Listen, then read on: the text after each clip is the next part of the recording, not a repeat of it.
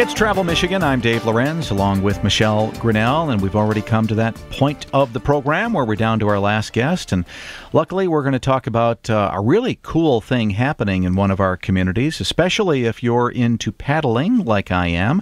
You are going to want to stick around to learn about our next subject. Right, Michelle? You are correct, Dave. You know, Michigan is known for having great lakes, great rivers, great streams. You're always near a body of water in Michigan. So this is a great way to build on that reputation. And we are talking with Lori Eschenberg, who is with the St. Clair County Metro Planning Commission, about both the Blueways of St. Clair, but also the new Island Loop National Water Trail designation that is coming up in a few weeks on May 10th. So Lori, welcome to the show. Thank you.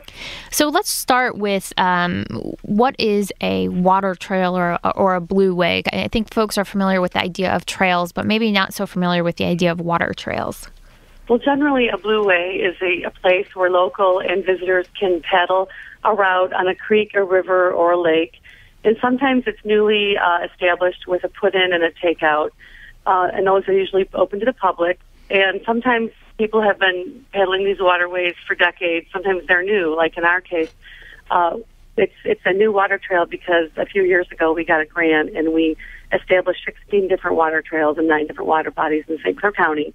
And on our website we have over 50 places where the public can access the water, either a creek, a river, or the Great Lake, Lake Huron, or the St. Clair River. And they can put in their kayak or fish from the shore.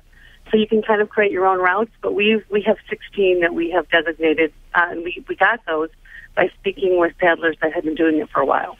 So, Lori, these 16 different paddle routes, so to speak, do they, connect somehow, or are they all separate water systems?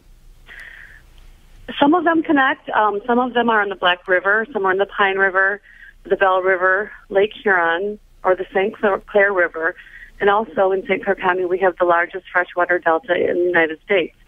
So all 16 don't connect, but for instance, on the Black River, there's about 5 that connect. So you can do a short route that's 2 miles, or you can do the new National Water Trail as a 10.2-mile loop, or you can do one that's 4 or 5 miles. And you don't have to get out or put in according to where the map shows. You can create your own. Well, Lori, I know you're a GIS cartographer for St. Clair County, and you're with the Metro Planning Commission. So, to get to the Island Loop National Water Trail designation, you had to put a lot of work in first to kind of identify various locations and what makes these systems unique. So you worked on, is it called the Blueways of St. Clair? The Blueways of St. Clair is a website that's a collection of 16 different water trails. And it was a grant from the Michigan Coastal Management Zone and NOAA, National Oceanic and Atmospheric Administration.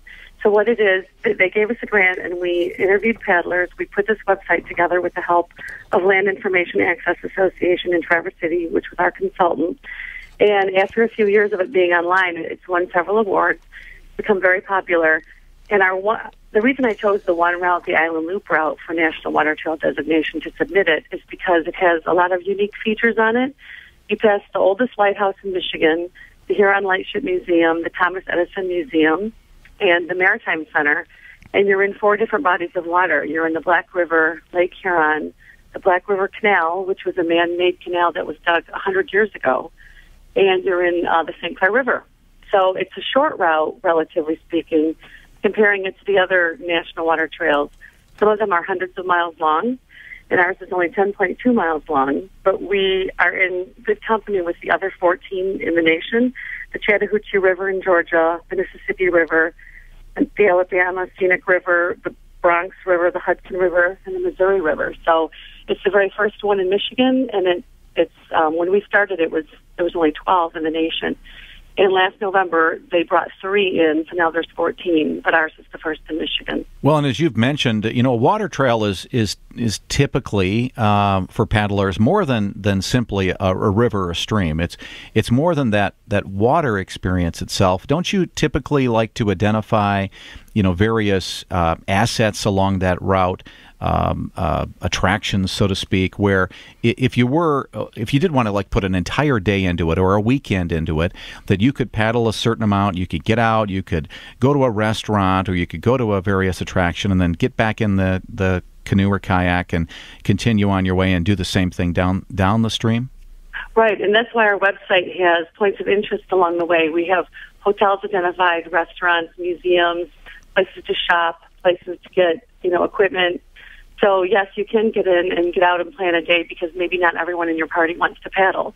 And that's why on May 10th, when we designate the National Water Trail and have a ribbon-cutting ceremony, we're going to have other things for due to people that may not paddle. There's lighthouse tours in the oldest lighthouse in Michigan. We're going to have a scavenger hunt along the new Black River Walk. The Blue Water Young Professionals and the Blue Water Social Club are helping us out. In fact, a lot of organizations are helping us out. The college is going to have a spot along the poker paddle as well as Damtar paper. So because we're having this event, different organizations are helping and chipping in, and there'll be 2 different routes that day. We're going to break the trail up.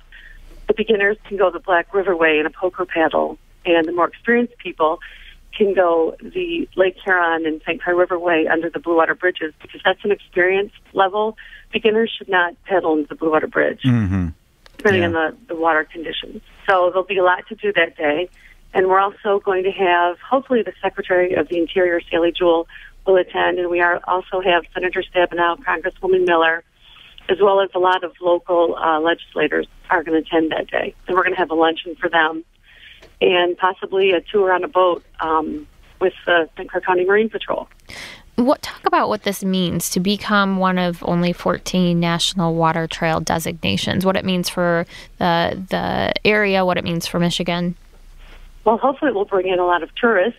And we really encourage people to get out in their backyard and paddle.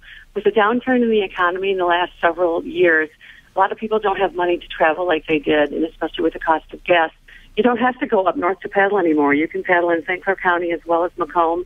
We're full of, and also the Thumb. There's the Tip of the Thumb Heritage Water Trail is there. Southern Michigan has a lot of places to paddle. I can think of the Huron River in Ann Arbor also. But we got this designation because we had to fill 7 best management practices: recreation opportunity, education, conservation, community support, public information, trail maintenance, and planning. So we had to have information that the public could gather. We also have groups that are looking over the water quality, like the Northeastern Watershed, BPAC, which is Binational Public Advisory Council. For decades, these groups have looked over the health of the river.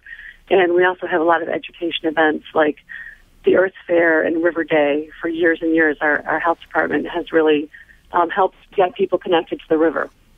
Well, Lori, the cost of entry into paddling certainly is nowhere near what it used to be at one time because, getting a kayak or canoe and all the equipment is a lot cheaper than it used to be, and you get really good quality stuff. But a lot of people just aren't ready to go and purchase their equipment. So are there places along any of your route where people can rent equipment to get out and enjoy the water? Yes, anyone can rent a canoe or kayak at the Pine River, and that would be the Pine River Paddle at the City of St. Clair Marina. And until last year, that was the only place in St. Clair County where you could rent a canoe or kayak. See, we have this popularity, the sport that's becoming very popular that almost anybody can do. It doesn't require a lot of skill or a big investment. And we are needing entrepreneurs to come in and rent kayaks because we have more people than we do boats. So last fall, Dive In Water Sports at Desmond Marina, they started renting kayaks. Fantastic. And it really, I know there are other places too, and that's great because you really do want to check it out, and that's a great way to kind of get your feet wet, so to speak. I want to thank Lori Eschenberg, the planner for the Blue Ways of St. Clair. For more information about the National Water Trail designation, just go to bluewaysofstclair.org. That's bluewaysofstclair.org. That's all the time we have for Travel Michigan this week. Thank you to Mark Blackwell for engineering the program. I'm Dave Lorenz, along with Michelle Grinnell, inviting you to join us next week on Travel Michigan, where your trip begins at michigan.org.